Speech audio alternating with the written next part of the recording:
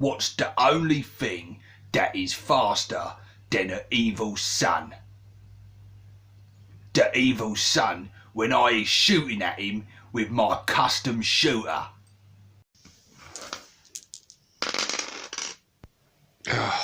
Seriously?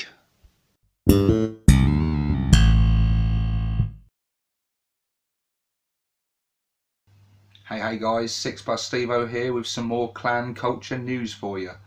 So Warhammer community site today has released the article revealing the clan culture for the Evil Sunz, and it reads thus: Evil Sunz, red ones go faster.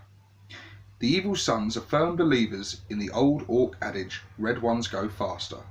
Many claim that the need for speed is in their blood, and so the orcs of this clan make sure to daub their vehicles, themselves, and in especially ambitious cases, even their bullets bright red. Bizarrely, the practice actually seems to work. Add 1 to the move characteristic of models with this culture, adding 2 if that model is a speed freak, and add 1 to advance and charge rolls made for them.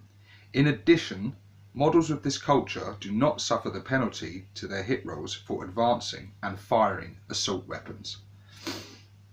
This is definitely, of all the clan cultures that we've gone through thus far, is definitely one of the strongest ones in the codex, I think.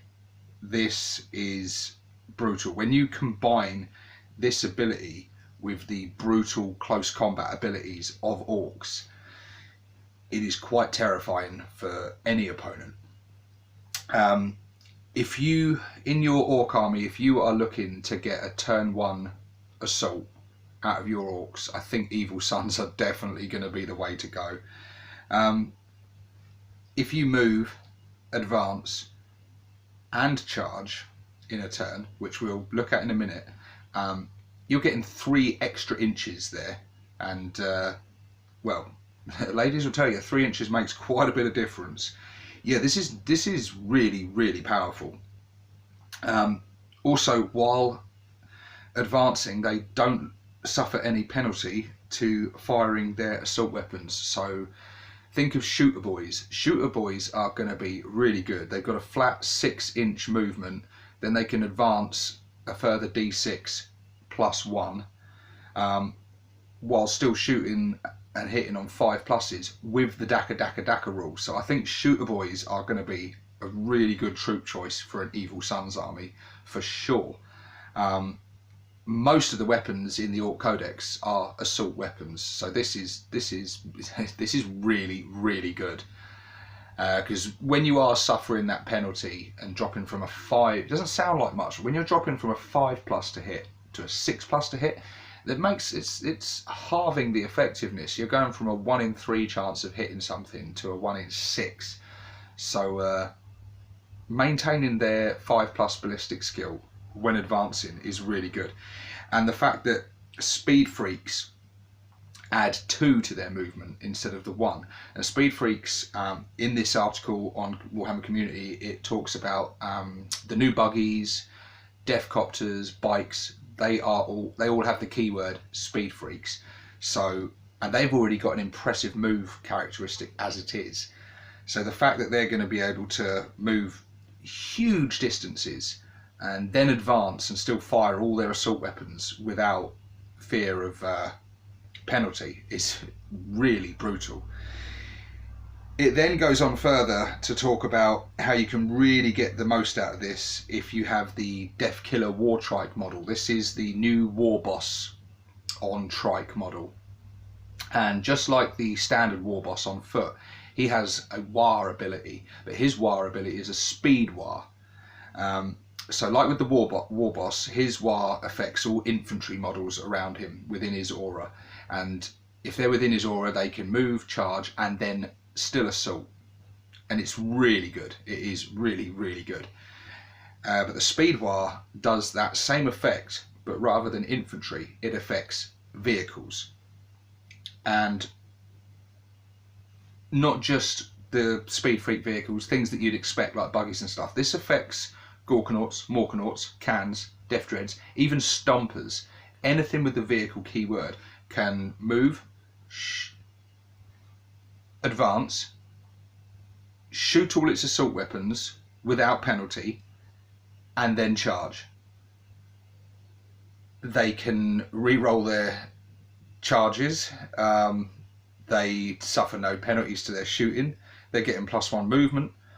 They're getting +1 advance, and they're getting +1 on their charge. This is just ridiculous. I think armies like gunline armies, Tau in particular, are going to be absolutely terrified of facing an evil Sunz army. And if you are looking for your orcs to be assault based, we covered the Goths a few days ago, and they have some really brutal things like the Scar Boys and some devastating clan cultures of their own. And in a straight up fight, yeah, the Goths are going to be the sort of go-to guys. But Speed Freaks and Evil Sunz in general are just going to be absolute, because even a basic orc, you know, just, I know Goths are the top tier sort of assault, but any orc is good at fighting. And the fact that you are almost guaranteed with virtually all your army with Evil Sunz to get a first turn charge in, you're coming up against shooty armies. They are going to be terrified of facing you. Yeah, there's just so much good stuff in this article, and yeah, Speed Freaks are going to be absolutely amazing, I think. And the article then goes on further to talk about a stratagem. It's not exclusive to Evil Sunz, but is exclusive to Speed Freaks units. It costs 1 command point, and it's called Billowing Exhaust Clouds. These impetuous orcs create massive clouds of dust and exhaust fumes that cloak their advance. Use this stratagem at the start of your movement phase. Select a Speed Freaks unit from your army. Until the start of your next turn, subtract 1 from hit rolls for attacks made by ranged weapons that target that unit. This is really nice, and it harks back to the old rule that the orc bikers used to have in older editions of the Codex, and it was a special rule they lost that a lot of people miss.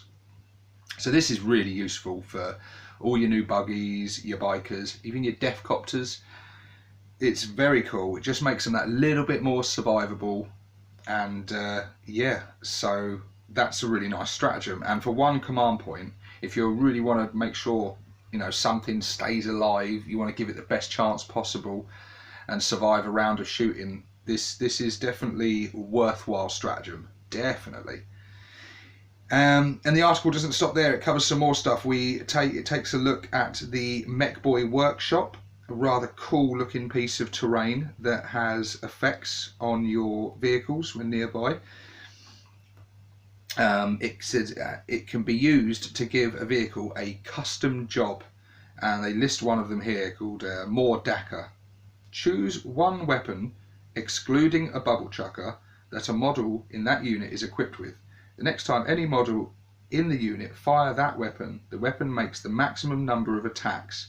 E.g., a weapon with the heavy 2d6 type will fire 12 shots. In addition, roll a d6 to see if the unit receives something extra special. On a 6, add 1 to the chosen weapon's damage characteristic for the rest of the battle.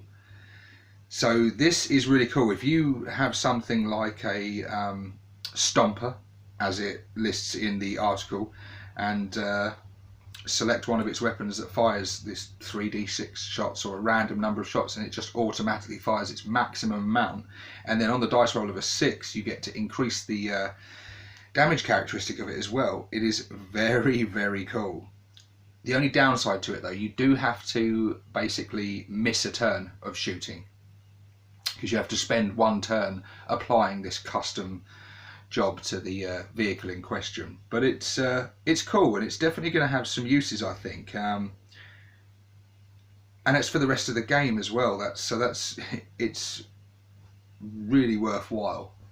It's interesting. It's very interesting. It's going to be great to see how, you know, a lot of these things like this mech shop and the stratagems and things, how they all sort of synergize with each other.